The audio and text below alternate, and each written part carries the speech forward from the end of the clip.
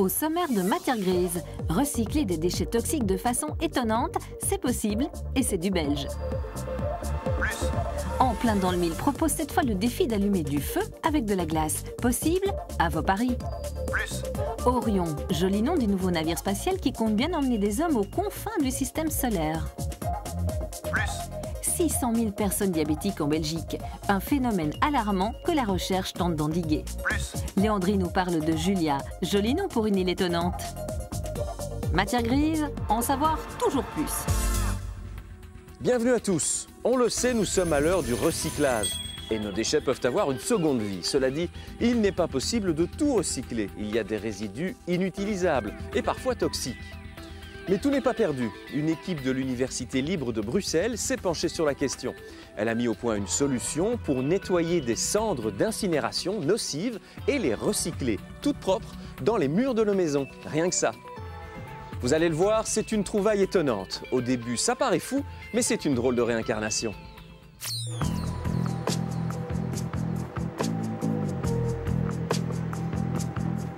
Chaque jour en Belgique, des quantités astronomiques de déchets sont transportés et finissent leur vie en fumée. L'incinérateur de Bruxelles, par exemple, traite chaque année pas loin de 450 000 tonnes de résidus. Il y a plus ou moins 250 à 300 camions qui arrivent ici tous les jours. Et donc, principalement, ils apportent les collectes porte à porte de la région. Les déchets sont pris dans ces grandes pinces qui peuvent emporter 2 tonnes d'ordures et sont placés dans les fours de l'incinérateur. Voilà, ici, on se trouve devant les 3 fours où on incinère les déchets. Les déchets sont incinérés à 850 degrés minimum et il reste plus ou moins 3/4 d'heure dans le four. Pendant l'incinération des déchets, les cendres, mais aussi toutes les fumées toxiques, sont récupérées dans ces kilomètres de tuyaux. Les fumées sont ensuite filtrées et lavées dans ces énormes colonnes.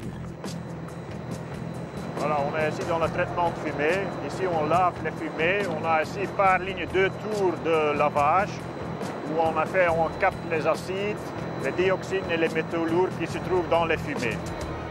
Autre élément du dispositif, les cendres sont séparées des fumées dans un filtre électrique. Les cendres volantes tombent dans la trémie et sont transportées avec des vis vers les silos à l'extérieur.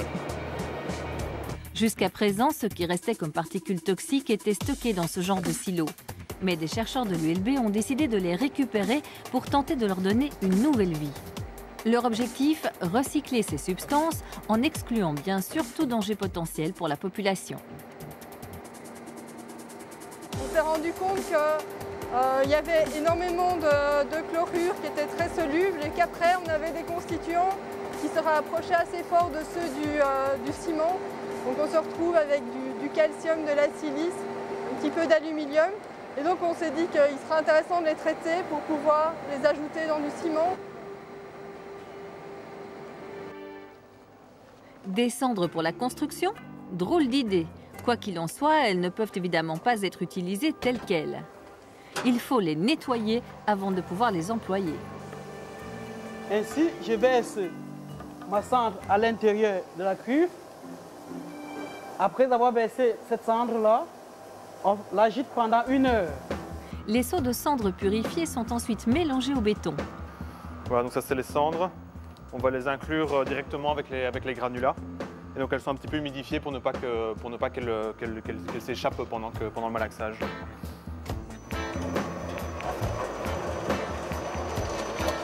Une fois le béton préparé, il est coulé dans des moules afin de tester sa résistance. Donc ça c'est des cylindres qu'on remplit et qu'on va casser à certaines échéances données. Ce qui permet d'avoir la résistance du béton à l'évolution de la résistance dans le temps en cours de durcissement du matériau. Et donc on a des cylindres et des cubes. Et les deux, c'est pour la même raison, c'est pour la résistance en compression et en traction. Le résultat n'est plus du tout toxique et forme un excellent liant qui renforce le béton. C'est ici une éprouvette de béton qui contient donc des cendres en substitution partielle du sable. Donc effectivement, voilà, à première vue, il a tout à fait l'allure d'un béton ordinaire. On ne pourrait pas imaginer a priori qu'il contient des cendres. L'industrie a testé la qualité du matériau. Conclusion, il améliore la résistance du béton à certaines variations de température. Alors, ce sont des expériences, des essais, on va dire, de gel-dégel de surface en présence de sel de déverglaçage. Dans ce cas-ci, on a obtenu des résultats un peu meilleurs que ceux qui n'en possédaient pas. Le dispositif permet de respecter les normes environnementales européennes. Des recherches pour transformer des déchets toxiques en matériaux de construction écologique, il fallait y penser.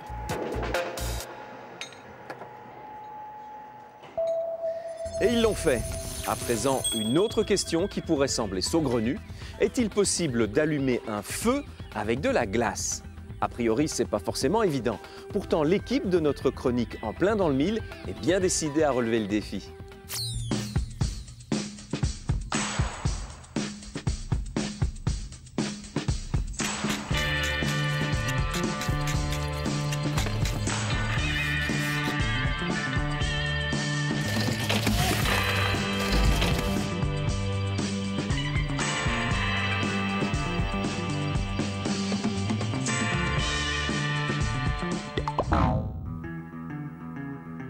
Un bloc d'eau gelée, un peu de soleil et du combustible. Aujourd'hui, essayons d'allumer un feu avec de la glace.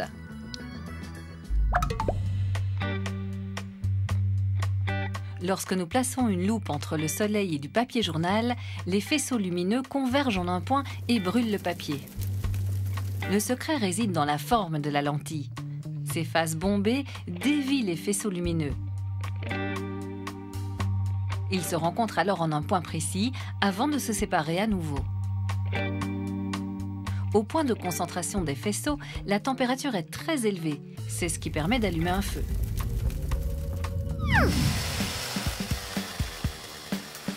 Essayons de sculpter le bloc de glace sur le modèle de la lentille. Le bloc est placé de façon à ce qu'il reflète les rayons du soleil de midi de manière optimale. Mais il faut faire vite, il fait 26 degrés et le bloc commence déjà à fondre.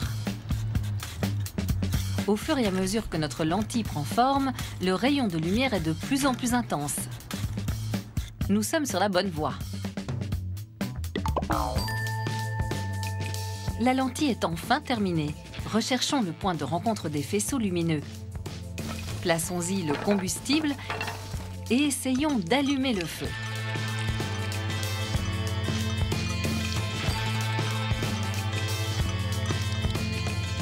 Après 50 minutes, toujours pas la moindre flamme. Que s'est-il passé?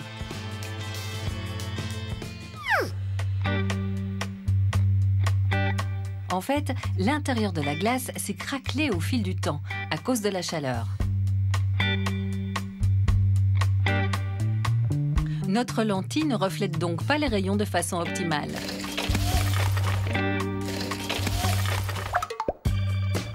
Nous allons devoir tout recommencer. Pour éviter d'avoir le même problème, sculptons le bloc de glace à l'ombre.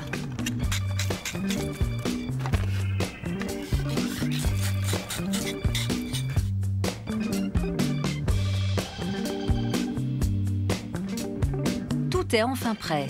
Espérons que ça fonctionne.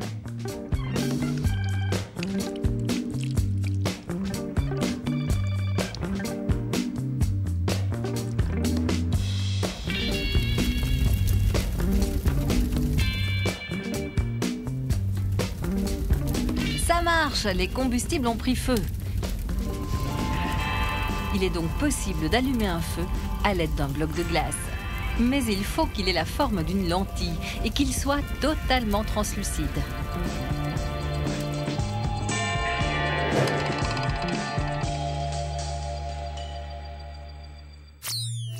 Décidément, il y en a qui font bien marcher leur matière grise. À ce propos, l'exploration spatiale n'en finit pas, elle non plus, de fasciner des générations entières, y compris en Belgique. Pour aller dans l'espace, il faut bien sûr des vaisseaux spécialement conçus. C'est là qu'apparaît un projet particulièrement ambitieux. Il s'appelle Orion. C'est un nouveau navire spatial. Après des vols d'essai automatisés, l'objectif est d'amener des hommes vers les confins du système solaire. Vous allez le voir, si le projet est dirigé par la NASA, l'Europe n'est pas en reste. Et parmi les États engagés dans cette aventure, on trouve une fois de plus notre petit pays.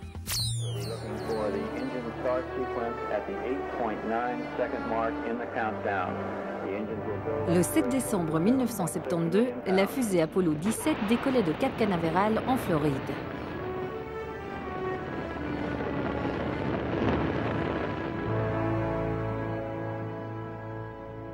Quelques jours plus tard, 2 astronautes exploraient le sol lunaire. Ils ont été les derniers hommes sur la Lune.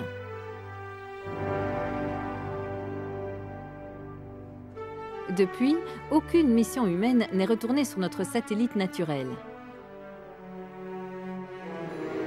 Par la suite, les navettes spatiales et la Station spatiale internationale ont permis et permettent encore d'envoyer des hommes au-dessus de nos têtes.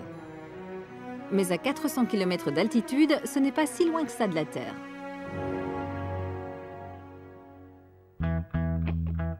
Mais tout cela change à toute vitesse. Un nouveau vaisseau voit le jour, son nom, Orion. Il prend forme petit à petit des 2 côtés de l'Atlantique. Orion est conçu dans le but de faire voyager des hommes dans notre système solaire, plus loin qu'on ne l'a jamais fait avec un vol habité. Dans ce cas, il pourra emporter 4 astronautes pour des missions qui pourront durer jusqu'à plusieurs mois. Dès le départ, nous avons conçu Orion pour l'exploration. Aller sur la Lune, Mars, les astéroïdes et ramener l'équipage sain et sauf. Dans un premier temps, l'heure est aux préparatifs, au vol d'essai. Avant d'emporter des astronautes, il faut d'abord tester la bonne marche de tous les modules. L'idée, vérifier que l'ensemble des dispositifs de mise en orbite est au point. Ensuite, étudier le comportement de la capsule de rentrée dans l'atmosphère, et notamment son bouclier thermique.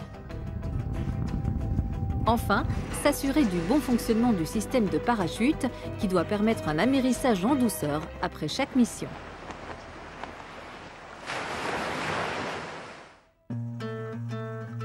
Orion est donc soumis à des tests très exigeants. En Virginie, par exemple, une réplique exacte de 11 tonnes est soumise à une série d'amérissages pour tester la résistance de la capsule au choc avec l'eau. Les vitesses d'impact varient d'un test à l'autre pour simuler toutes sortes de conditions auxquelles Orion pourrait être soumis, jusqu'à provoquer son retournement. Et en Europe aussi, on s'attelle à la tâche.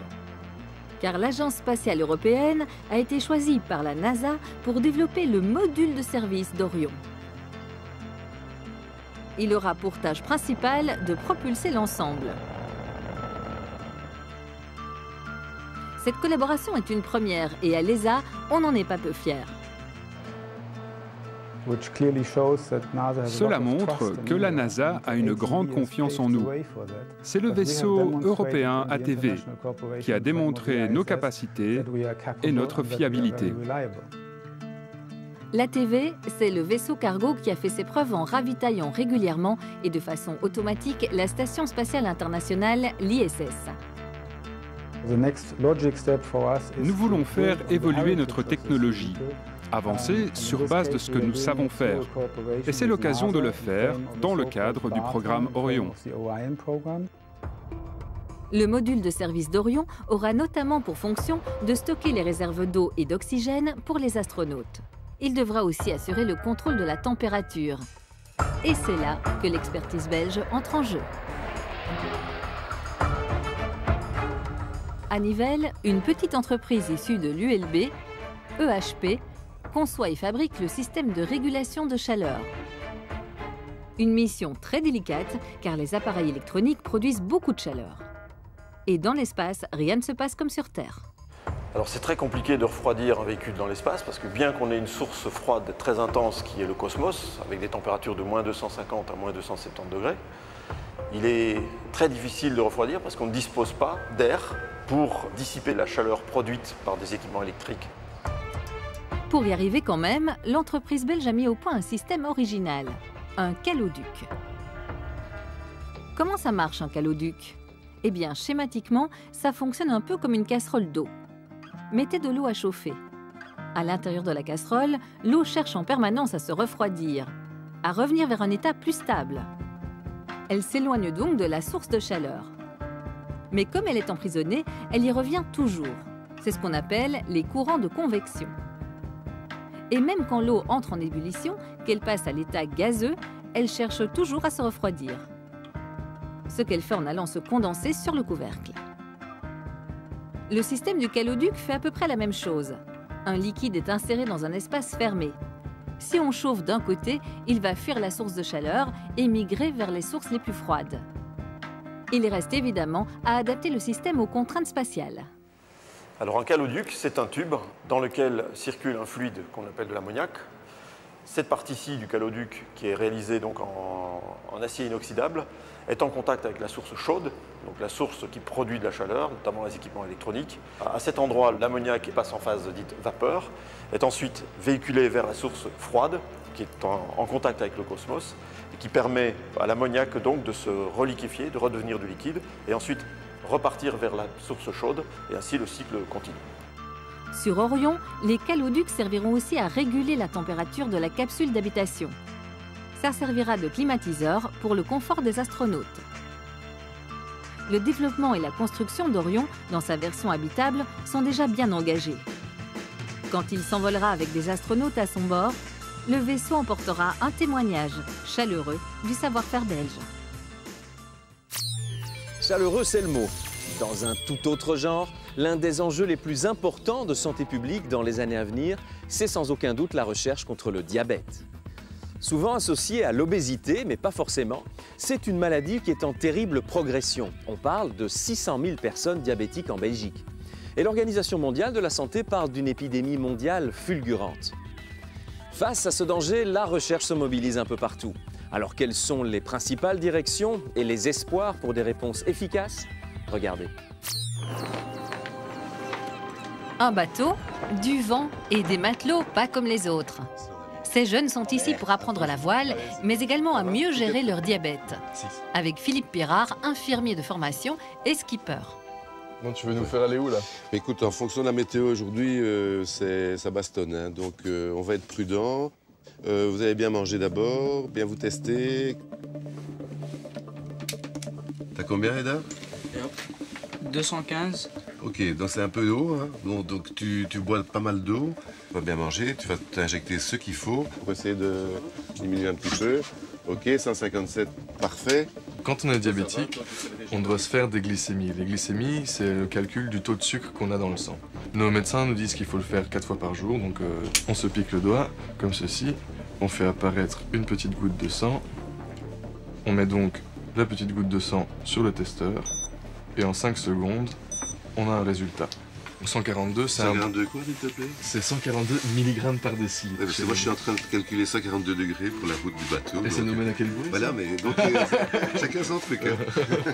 Et donc je disais donc que 142 c'est un bon résultat parce que nos médecins nous conseillent d'être entre 70 et 160 mg par décilitre. Ce qu'on doit prévenir surtout, c'est l'hypo ou l'hyperglycémie, qui peuvent tous les deux être très dangereuses. Ouais, l'hypo et l'hyper peuvent mener jusqu'au coma. L'hypo beaucoup plus rapidement que l'hyper, bon, ça se passe sur plusieurs jours le processus, mais l'hypoglycémie ici, surtout en mer, donc avec l'intervention que ça demande, ça peut être très dangereux. Moi quand je suis en hypo, je transpire fort, j'ai des changements d'humeur, j'ai des problèmes de concentration, donc dès que j'arrive vraiment plus à me concentrer, c'est que je suis en hypo. Quand mon taux de sucre commence à remonter, là c'est beaucoup plus des bouffées de chaleur et vraiment de la transpiration, mais vraiment fort. Alors tout le monde se sent bien? Oui, pas de souci. Il n'y a pas de bateau devant là? Non. Parfait. Même en mer, Timothée doit surveiller son taux de sucre 4 fois par jour. Quand c'est trop haut, il faut agir. J'ai fait un test, je suis à 250, je vais me faire une piqûre. Et pour faire la piqûre, on utilise un stylo. Ça s'appelle un pen. On choisit la dose d'insuline qu'on veut s'injecter. Je vais m'injecter 3 unités. On doit attendre 15 secondes avant de l'enlever pour que l'insuline ait bien le temps de rentrer dans le corps. Et voilà. Que se passe-t-il dans l'organisme de Timothée? En principe, c'est le pancréas qui doit contrôler le taux de sucre dans le sang, ce que l'on appelle la glycémie. Un pancréas en bon état régule en permanence la sécrétion de l'hormone insuline. Mais cet équilibre subtil peut être bouleversé parce que les cellules du pancréas dites bêta fonctionnent mal. C'est le diabète de type 1 ou 2.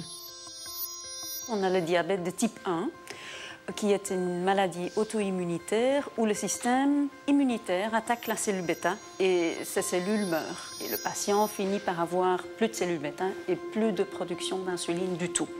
Dans le diabète de type 2, ces cellules bêta restent présentes dans le pancréas, mais elles sont dysfonctionnelles, donc elles sont là, mais elles ne produisent pas suffisamment d'insuline. Les patients comme Timothée, diabétique de type 1, sont donc constamment en vigilance. En Allemagne, une expérience surprenante de gestion de la maladie est menée dans cette famille. Kalle est un chien d'alerte formé pour personnes diabétiques. Il est immédiatement prêt à intervenir lorsque Marie, 12 ans, atteinte du diabète de type 1, rentre à la maison. C'est maintenant que son flair entre en jeu. Marie est-elle en hypoglycémie après une rude journée à l'école? Manifestement oui, car Kalle aboie et donne l'alerte. En fait, les chiens sentent ça à l'odeur corporelle de l'être humain. On ne sait pas très bien à quoi c'est dû. Le corps peut libérer une hormone de stress ou dégager une odeur particulière. Je trouve ça toujours étonnant, surtout dans les situations où Marie elle-même ne le remarque pas. Par exemple, quand elle fait une crise ou que quelque chose ne va pas, le chien le remarque et il peut l'avertir.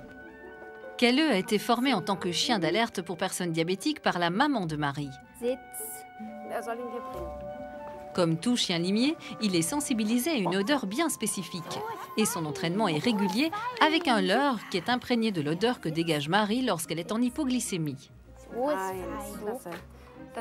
Le plus important lors de la formation, c'est qu'il appréhende cette odeur spécifique, l'odeur du diabète. Il y est arrivé à une vitesse incroyable. La seule chose qui a été difficile, c'était de le faire aboyer lorsque Marie est en hypoglycémie. On a vu qu'il fallait vraiment lui inculquer ça. Ça n'a pas été facile du tout. Je vais placer le leurre ici, comme ça nous pourrons continuer. Suchtami.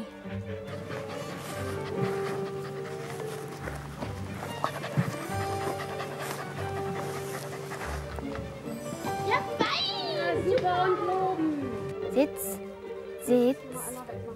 So ist fein, super. Voilà Marie, le bouton d'alarme est ici. Nous pouvons faire l'exercice. Donne-lui l'ordre de faire sonner l'alarme. Kalle, alarme.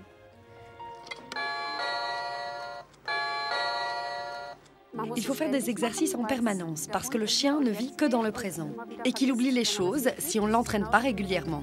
C'est comme ça avec les positions assis ou couché. Là aussi, il faut faire des exercices si on veut avoir un chien obéissant. Voici par exemple un autre exercice. Il y a ici un t-shirt que Marie a porté lorsqu'elle était en hypoglycémie. Il doit maintenant le retrouver parmi les autres vêtements. Monica Strobel a été tellement enthousiasmée par le dressage de son propre chien qu'elle a décidé de suivre une formation de dresseuse de chiens d'alerte pour personnes diabétiques.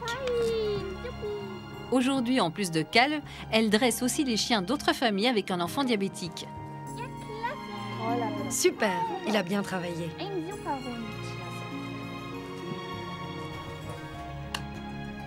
Depuis que Kalle a terminé sa formation, il a un vrai flair pour le diabète et il est d'une grande aide pour Marie, surtout la nuit. Parfois, lorsqu'elle dort profondément, elle ne remarque pas qu'elle est en hypoglycémie. Mais avec son odorat sensible, Kalle détecte les premiers signes d'hypoglycémie et il réveille Marie. Allumer la lumière et aller chercher le lecteur de glycémie font partie depuis longtemps de ses habitudes.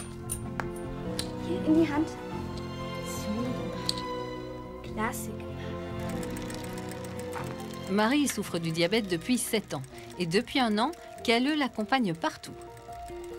Bien sûr, Marie doit continuer à contrôler régulièrement sa glycémie. Mais la présence de Kalle lui donne plus d'assurance. Et elle n'est pas la seule à se réjouir d'avoir un chien d'alerte pour diabétiques. Kalle a été un grand soulagement pour nous en tant que parents. Marie a un copain qui est là et qui veille sur elle. Elle est devenue plus détendue, plus joyeuse et aussi plus sûre d'elle. Et pour nous, comme famille, c'est tout simplement merveilleux parce que ce chien nous apporte du bonheur et du plaisir.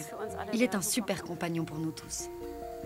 Jusqu'à présent, il y a peu de chiens limiers formés comme Kalle pour venir en aide aux enfants diabétiques et à leurs familles. Mais Monica Strobel est convaincue que cela changera dans le futur. En Allemagne toujours, voici Léa et Sophie, 2 jeunes diabétiques qui se rendent dans l'un des plus grands centres d'études sur le diabète des enfants en Europe. Elles participent à une recherche sur un pancréas artificiel. Vous avez tout? Brosse à dents, pyjama? Alors on peut y aller. Beaucoup d'avancées dans le traitement du diabète depuis la découverte de l'insuline en 1920 ont en réalité représenté une charge de plus en plus lourde pour les patients. Ils doivent tester leur glycémie, prendre même beaucoup de décisions et ce n'est bien sûr pas très facile, surtout pour les enfants. C'est la raison pour laquelle des chercheurs ont développé un dispositif ingénieux. Condition préalable, il faut un capteur de glucose qui mesure le taux de sucre sous la peau. Quand tu me dis que c'est OK, je pique. Attention, je pique. Voilà, c'est fait. On doit attendre 5 secondes. Sophie reçoit son capteur au début de l'étude. Le capteur communique les valeurs de glycémie à une pompe qui administre ensuite la dose d'insuline correspondante. Cette combinaison des deux appareils pourrait révolutionner le traitement, car elle fait d'une pierre deux coups. Je vérifie encore, mais il tient bien. Tu trouves aussi?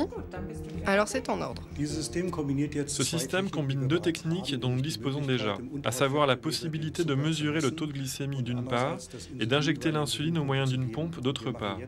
Mais nous réalisons maintenant la boucle complète, puisque nous faisons intervenir un ordinateur qui décide quand l'insuline doit être injectée et en quelle quantité. La seule chose que Léa et Sophie doivent encore faire elles-mêmes, c'est introduire leurs données personnelles dans le système. Mais aujourd'hui, c'est le professeur Dan qui va s'en occuper. Alors, je vais vous connecter. Voyons, tous les paramètres sont là. Parfait, ça marche. Et maintenant, vous contrôlez vous-même ce récepteur. Vous ne devez plus introduire aucune donnée, vous n'avez plus rien à faire. Il contrôle tout. Ton récepteur à toi est là. Vous ne pouvez pas vous en éloigner de plus de 10 mètres. C'est votre distance de réception. Sinon, vous le mettez dans votre sac à dos, comme ça vous pouvez aller partout. Cela dit, ici dans la chambre, ça suffit. Vous êtes dans le rayon de réception. Le pancréas artificiel s'adapte automatiquement à Léa et Sophie et commande l'insulinothérapie en toute autonomie. La pièce maîtresse du système est un logiciel capable d'intégrer toutes les données. Les patientes ne doivent plus mesurer leur taux de glycémie, tout est pris en charge par le dispositif. Il n'y a plus rien à faire pour cette nuit. Amusez-vous bien, dormez bien et nous, on se revoit demain matin. Ok? À demain. Mais tout système peut connaître des erreurs. C'est pourquoi, durant la phase de test, l'équipe de médecins contrôle en permanence sur un ordinateur central les valeurs enregistrées par les ordinateurs portables. Les données des patients sont transmises une à une par une connexion sans fil.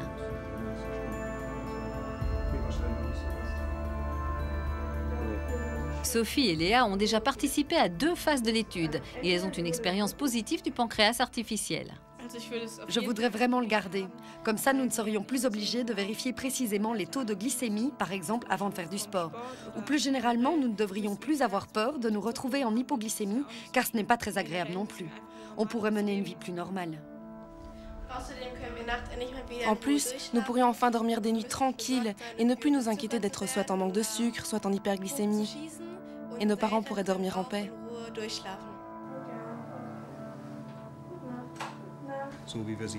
Peut-être que nous pourrons un jour implanter un pancréas artificiel complet avec toute l'électronique embarquée dans le corps. Ah bah voilà Richard qui arrive. Une révolution pour les patients qui est déjà en marche. Ça va bien? Bien, et toi? Bah ça va, on va voir le singe. Oui, volontiers. En Belgique, on travaille sur une voie parallèle. Et dans ce laboratoire, une première implantation d'un pancréas artificiel chez le primate va être réalisée dans quelques minutes. Nous sommes là aujourd'hui pour implanter ce singe avec ce dispositif médical qu'on appelle le pancréas bioartificiel. C'est quoi un pancréas bioartificiel? C'est tout simplement cette poche que vous voyez dans ma main qu'on va implanter dans l'abdomen de cet animal. On va pouvoir remplir le dispositif à travers les cathéters avec des cellules sécrétrices d'insuline. Cette poche doit pouvoir remplacer le pancréas défectueux d'une personne diabétique. Le dispositif détecte le taux de sucre dans l'organisme. S'il est trop élevé, les cellules présentes dans la poche libèrent l'insuline nécessaire pour revenir à l'équilibre. Cette membrane est imperméable aux molécules de rejet, ce qui va éviter le rejet de ce dispositif par le système immunitaire et qui va préserver les cellules vivantes et fonctionnelles à l'intérieur de cette poche. Nous voici en salle d'opération. L'animal a été endormi, il n'y aura donc aucune douleur pour lui durant l'intervention. nous allons maintenant inciser par laparotomie la peau et les muscles. Donc voici le pancréas bioartificiel. Maintenant, on va le placer dans une logette en dessous du muscle, dans le ventre. Et vous voyez que la logette est tout à fait adaptée. Si je laisse revenir le muscle comme ça, il est en position absolument impeccable.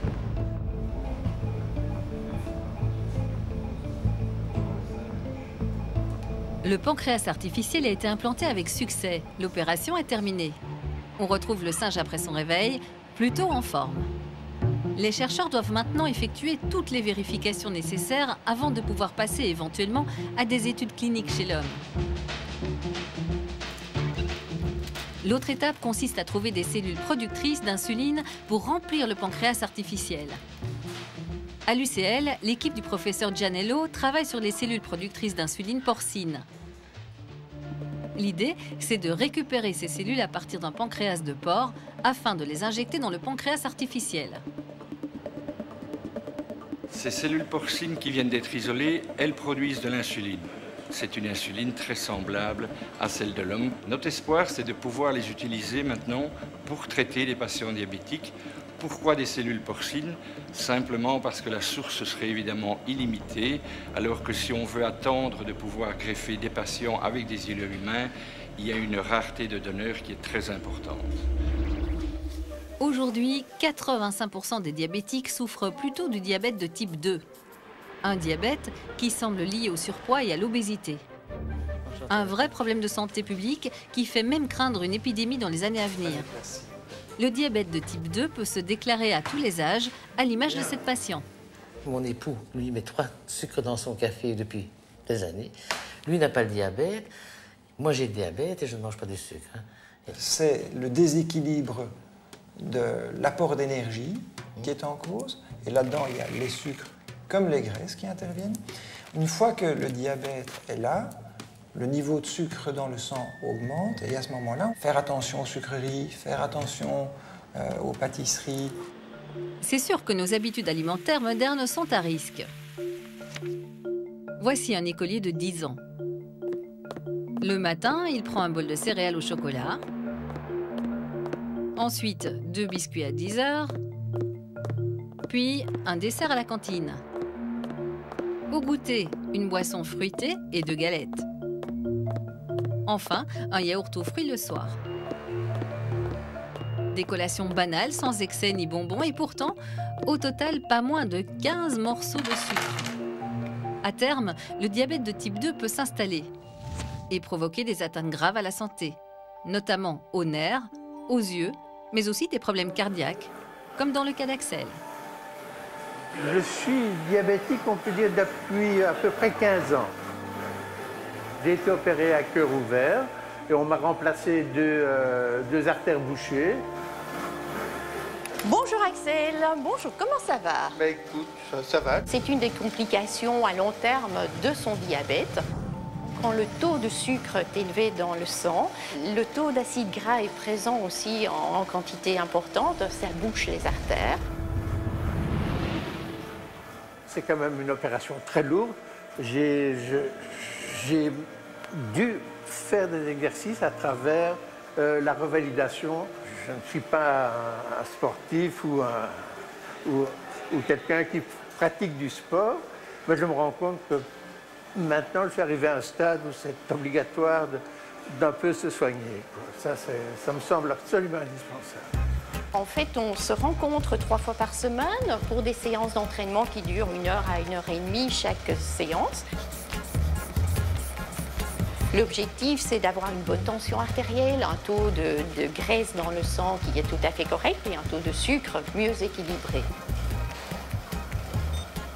Vous êtes à 113, donc ça c'est bien, très bien.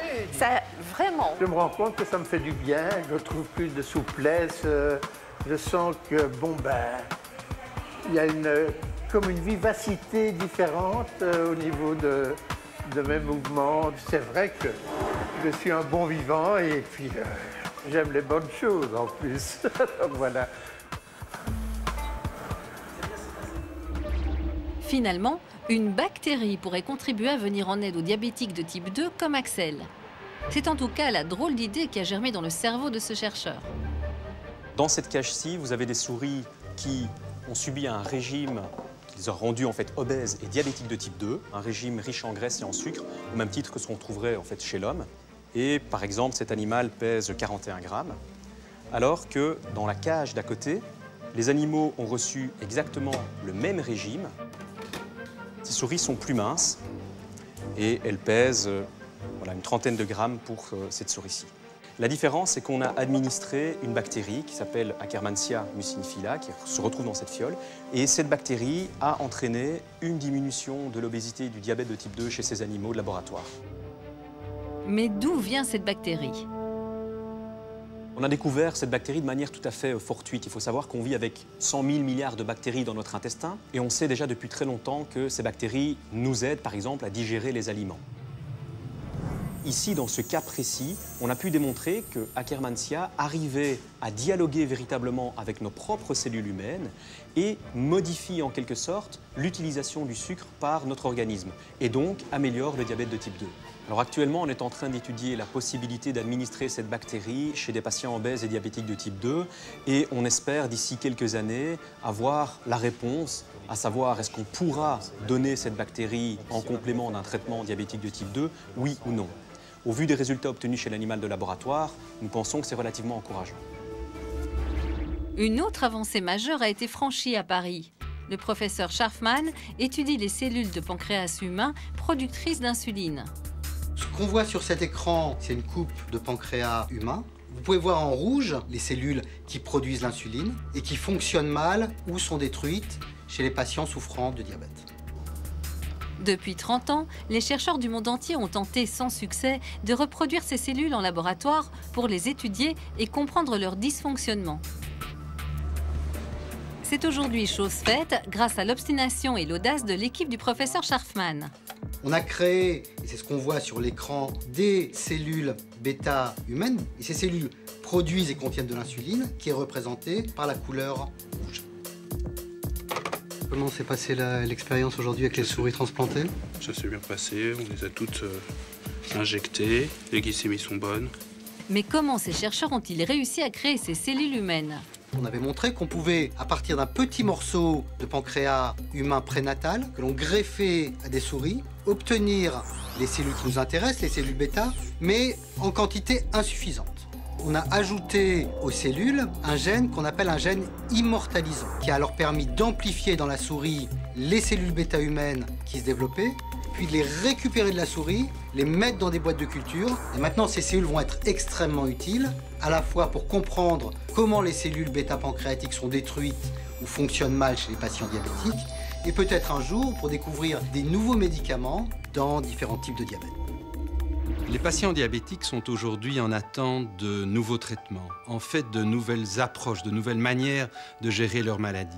Et pour mettre en place ces nouvelles approches, il est indispensable de faire collaborer les différents acteurs, c'est-à-dire le monde industriel, mais aussi les chercheurs des universités, les associations de patients eux-mêmes, de manière à ce qu'effectivement, dans les années qui viennent, les progrès de la science permettent de changer leur qualité de vie. Ok, paré à virer. En attendant, nos jeunes matelots ont trouvé leur façon de gérer leur diabète, au grand air. C'est un moment de plaisir. Ça nous a vraiment aidé dans notre processus de 1 d'acceptation de la maladie et de 2 de gestion de la maladie. Donc c'est notre escapade. Vive la liberté, hein. Viva la libertad. On ne peut pas mieux dire. Et vu qu'on était avec des matelots, on va rester dans les histoires d'eau. Plus précisément dans l'histoire du Nil, à la géographie très particulière et qui a suscité pas mal de prises de tête. C'est bien sûr la Minute de Léandrie.